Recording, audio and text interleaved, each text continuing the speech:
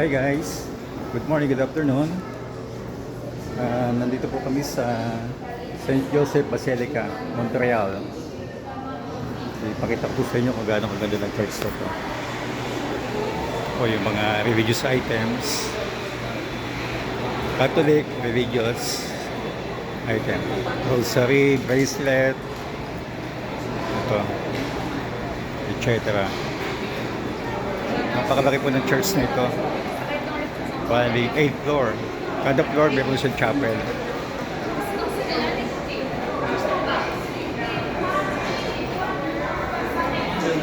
Ito po yung labas. Yung view outside the church. Wow, it's amazing. Ito na yung pinakamagandang Catholic Church na aking napuntahan o na bisita. Ito po, ang tao. Ito po yung pinaka-tok-tok niya, 8th floor.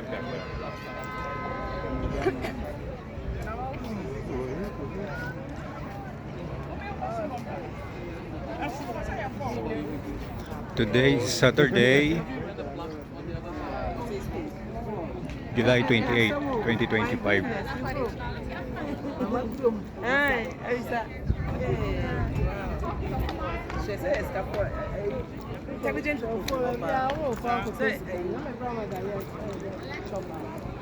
Wow. Incredible.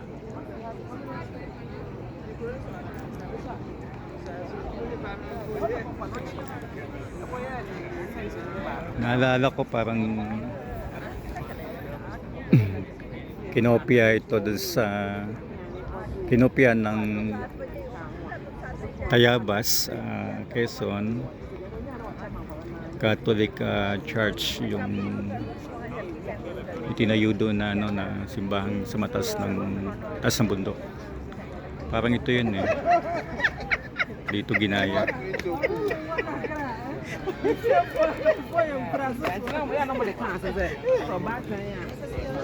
Patatas na tayo. 6th floor. Binablog ko. Ganda eh. May pakita natin sa kanila kung gaano kaganda nitong simbahan na ito.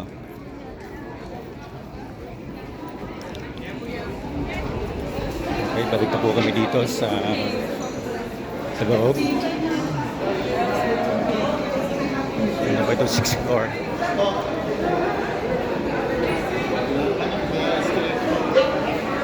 Saan ang daan? Pababa. O yan, bigyan naman tayo. Okay, pababa na po kami sa 5th floor. Ayan, may escalator po siya. Oh. Napakaganda at napakalaki itong basilica na to.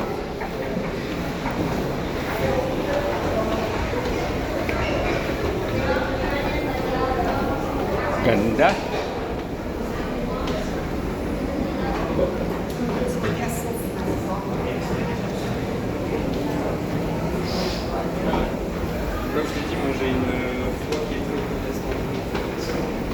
Nasa ano sila sa 4th floor, ano?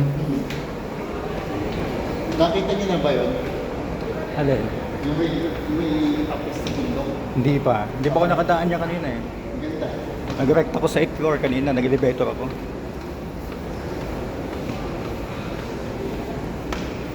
Okay guys, nandito po kayo ngayon sa 5th floor.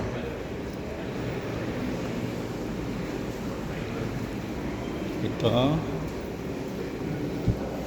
Fourth yata. 4th ba ito? O 5th floor? O ayan. Yun. Makikita ko sa inyo, kada floor may po siyang chapel. Gaya po nito. O dito may mass. Kaya lang yung mass po ngayon ay French. So hindi po namin yung maintindihan yung misa. Kasi Frances. Oh, ang ganda pala dito. Oh. Ano ito? Parang ano to? Dalangin ng ito yung mga tungkod, no? Ba't madaming ano dito? Cane. Supply. Okay. Ayan, may mga cane po dito, saklay, saka ito pong tungkol. Ito na po yung mga dinadayo ng mga disabled, mga nagwi-wish sila makalakad.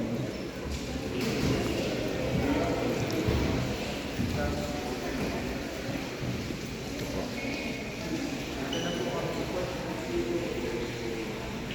Ayan, may yun siyang misa sa loob ng chapel. Seigneur, comme à la hier, à qui tu as donné le pouvoir Nasaan sila? Nasa 6? Sa taas pa. Pababa pa. Hintayin natin dito. Para Oo. Yung pala yung sinasabi. maganda rin Diba? yung kabila. Maganda rin yung vlog. Ano sa kabila? Tara, punta natin.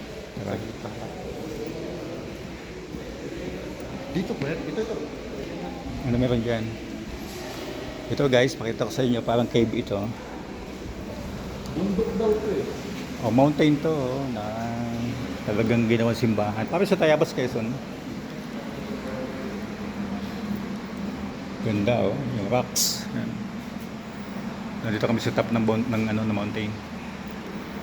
Dito tinayo yung yung Cathedral St. Joseph. Ito mismo yung matitira. Yung bundok.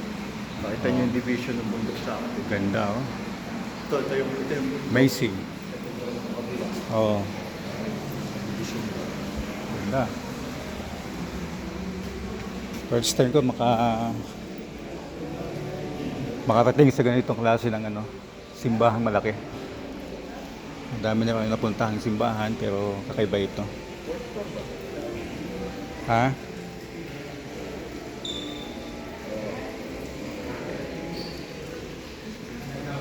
Yung kanina, yun nagdano kayo ng mga kandila. Layo. Ay, talaga napakalaki nito. Isa siyang building na simbahan. At ulitin ko, kada floor, meron siyang chapel. At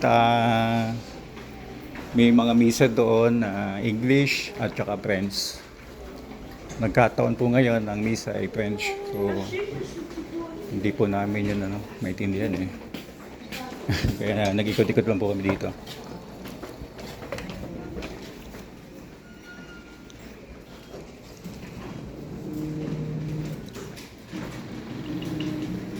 Yung mga religious items, rosary, kitchen, bracelet, tsaka yung mga chaplet.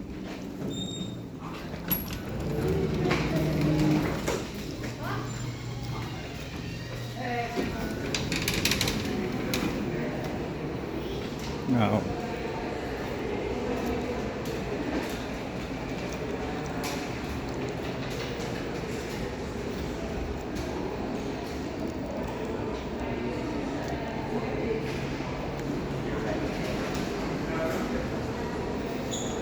Dinadayo po ito ng mga devoted Catholic.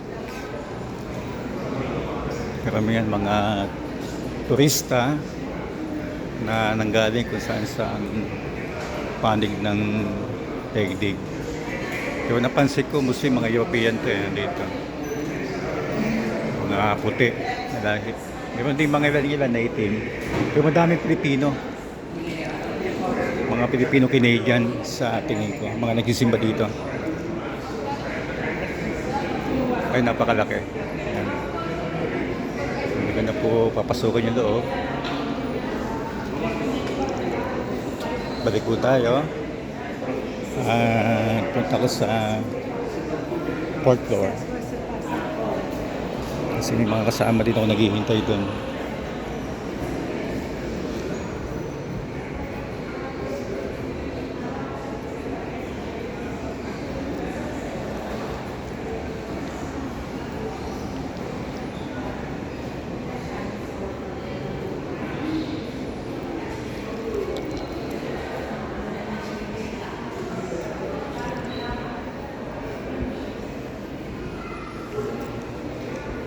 Wow, pakaganda talaga ng cathedral na to.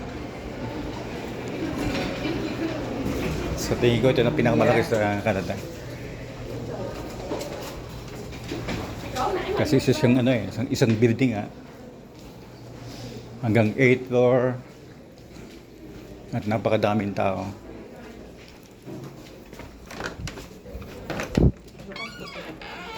Okay. Thank you. Dito na kayo. Nasaan sila?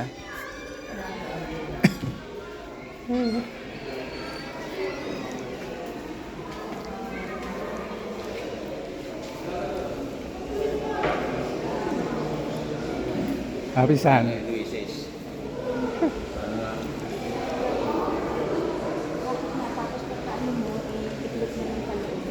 Back to tayo sa mga tungkod. Ang daming cane. May panyo. May ano kayo, t-shirt.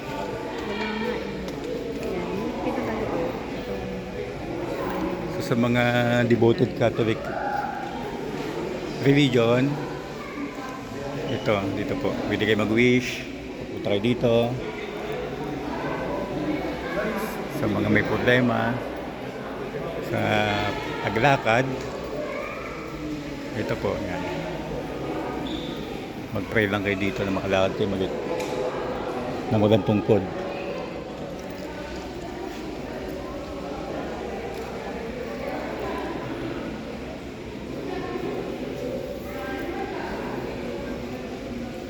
So wish ko din po sa mga taong hindi makalakad na makatayo, makalakad na sa mga hindi makarating dito.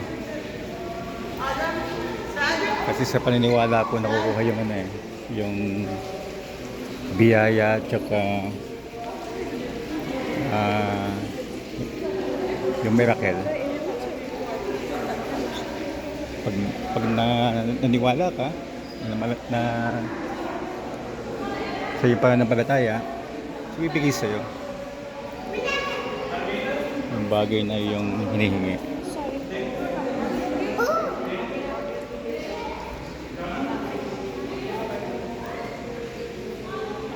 Okay guys, mamaya ulit, continue.